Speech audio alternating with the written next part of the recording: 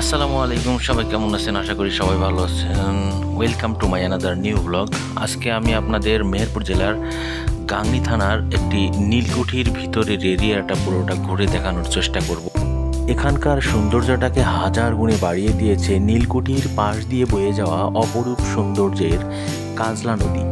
এই কাজলা নদীটি পুরোটা ঘুরে দেখার জন্য এখানে নৌকার ব্যবস্থাও রয়েছে। আর পার্কের ভিতরে অনেকগুলো কৃত্রিম স্থাপনা তৈরি করা হয়েছে, যেগুলো দেখলে দর্শনার্থীদের চোখ জুড়িয়ে যাবে। নীলকরদের তৈরি করা অনেক রহস্যময় বিল্ডিং এখনো ভঙ্গুর অবস্থায় ঠায় দাঁড়িয়ে আছে।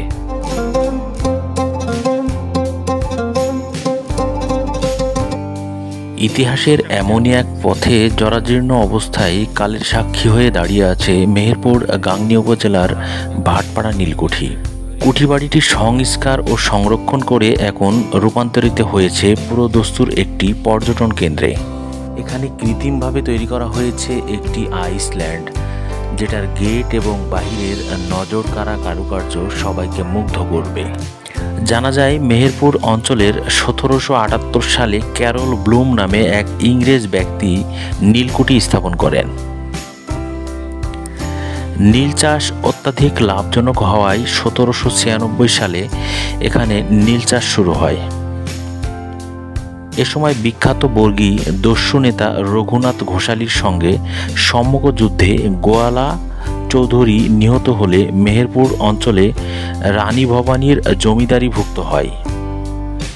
রানী ভবানী নিহত হলে কাশিমবাজার অঞ্চলটি ক্রয় করেন হরিনাথ কুমার নন্দী। পরে হাত বদল হয়ে গোটা অঞ্চলটি মথুরনাথ মুখার্জির জমিদারিভুক্ত হয়।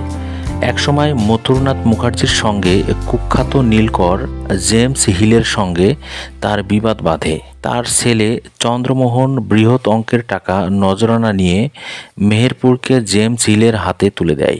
চন্দ্রমোহনের ছেলে মহেশ মুখার্জি জেমস হিলের মন্ত্রী নিযুক্ত হন।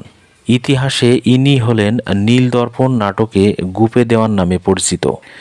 1778 সালে 1820 সালের মধ্যবর্তী সময়ে মেহেরপুরের বেশ কয়েকটি স্থানে নীলকুঠি স্থাপন করা হয়। তন্মধ্যে গাংনী ভাটপাড়া নীলকুঠি অন্যতম। নীল গাছ পচা পানি জ্বালিয়ে তৈরি করা হতো নীল রং। 1 বিঘা জমিতে 2.5 থেকে 3 কেজি নীল উৎপন্ন হতো। এই 3 কেজি নীল উৎপাদন করতে খরচ হতো মাত্র 10 থেকে 12 টাকা, আর চাষিরা পেত মাত্র 3 টাকা। এই ব্যবস্থার বিরুদ্ধে কোনো চাষি প্রতিবাদ করলে তাদের খুন করে লাশ গুম করা হতো।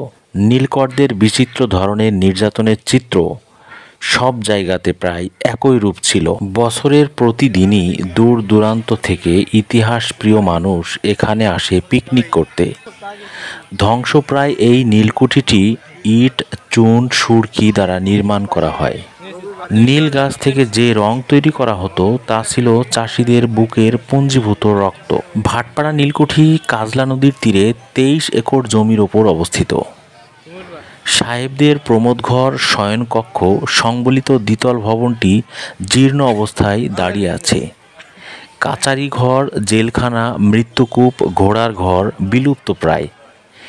নীলকুঠির মূল ভবন ছাড়াও বিধ্বস্ত ভবনের চারপাশে আগাছার মতো ছড়িয়ে আছে নীল গাছ। কুঠি ভবন ও নীল গাছ স্মরণ করিয়ে দেয় নীলকরদের অত্যাচার ও নির্যাতনের কথা। প্রচলিত আছে গভীর রাতে এখানে এসে দাঁড়ালে শোনা যায় নর্তকীদের নুপুরের আওয়াজ ও চাষিদের বুক ফাটা আর্তনাদ।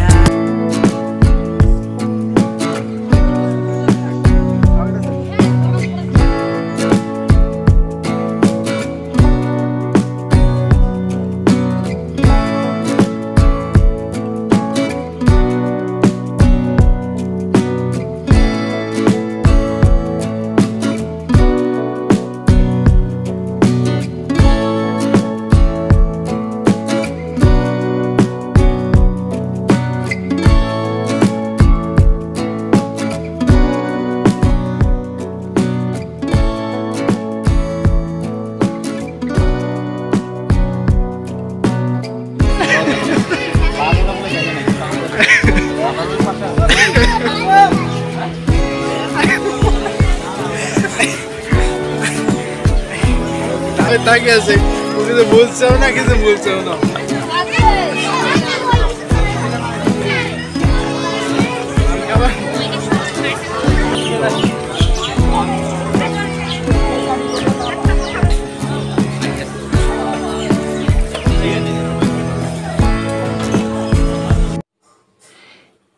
এখানে কিছু পানীয় শরবতের ব্যবস্থা রয়েছে।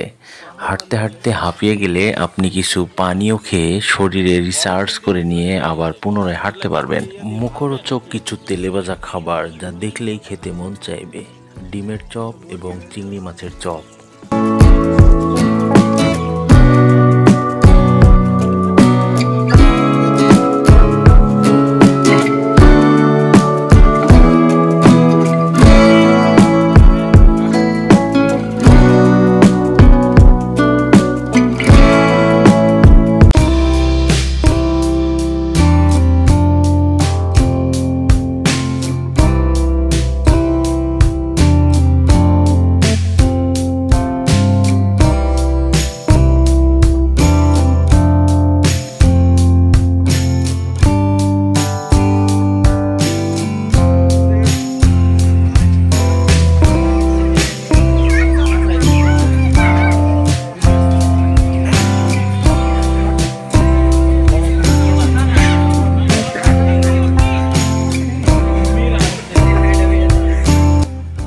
আমরা এখন নৌকায় ওঠার জন্য নৌকার কান্ডারির সাথে বন্দোবস্ত করার চেষ্টা করতেছি।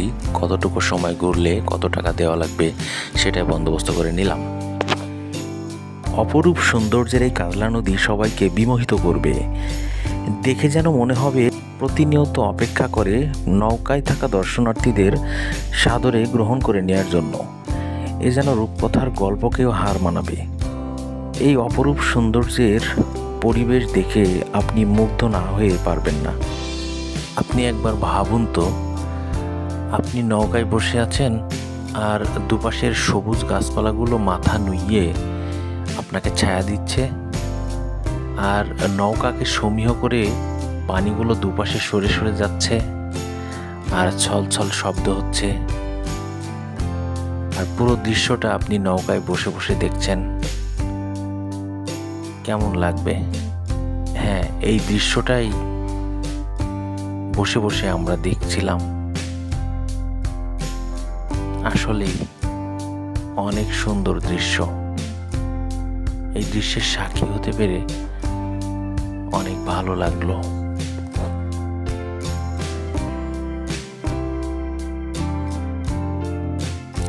স্থানীয় এক চাচা তার নিজের চোখের দেখা নীলকরদের বসবাসের কাহিনী আমাদের সামনে কিছুটা বর্ণনা করলেন, যা শুনে খুব বেশি ভালো লাগলো।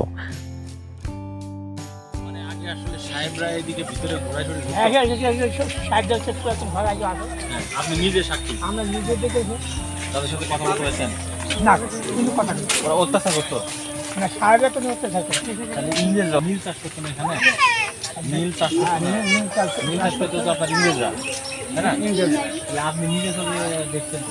হ্যাঁ, নীল চাষ করা। চাষ করা কিন্তু তো আপনাদের দিয়ে মনে হয় নাকি? আপনাদের দিয়ে তো চাষ করে নিত। হ্যাঁ, আমরা তো মানে আপনাদের মতো যারা লোকজন আছে তাদের সাধারণ জনগণকে দিয়ে চাষ করে নিত।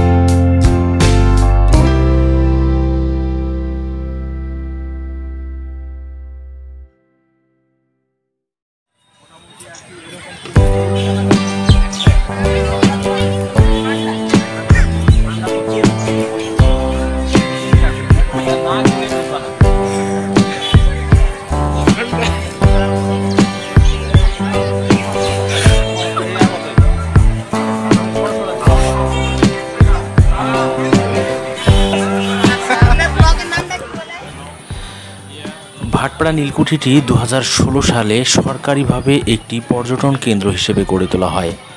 এখানে তৈরি করা হয়েছে কৃত্রিম লেক, ঝর্ণা, পশু পাখির মূর্তি, শিশুদের জন্য কিডস জোন, ফুটওয়্যার, আইসল্যান্ড, ফুলের বাগান, স্মৃতিসৌধ, মিনি রেললাইন সহ দৃষ্টিনন্দন বিভিন্ন স্থাপনা।